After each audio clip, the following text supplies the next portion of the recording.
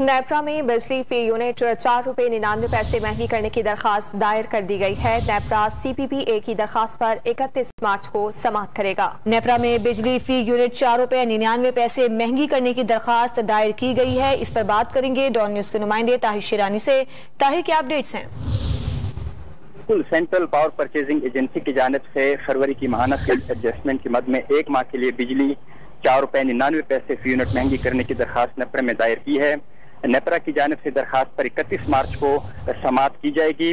जो दरखास्त दायर की गई है उसमें सेंट्रल पावर परचेजिंग एजेंसी की जानिब से कहा गया है कि फरवरी में पानी से 18.22%, कोयला 31.7%, फर्नस ऑयल से 6.5%, मकामी गैस 11.36% और LNG से 15.16% बिजली पैदा की गई।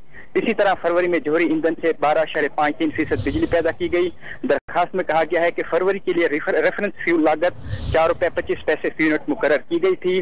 अब क्योंकि फर्नस ऑयल से महंगी बिजली पैदा की गई फी यूनिट तकरीबन 21.5 रुपये फी यूनिट में पड़ी है, तो इसलिए जो उसका असर है वो माहाना फ्यूल एडजस्टमेंट में भी पड़ा है। ताम इस हवाले से नेपरा की जानिब से जो समाअत की जाएगी और उसके बाद फैसला किया जाएगा।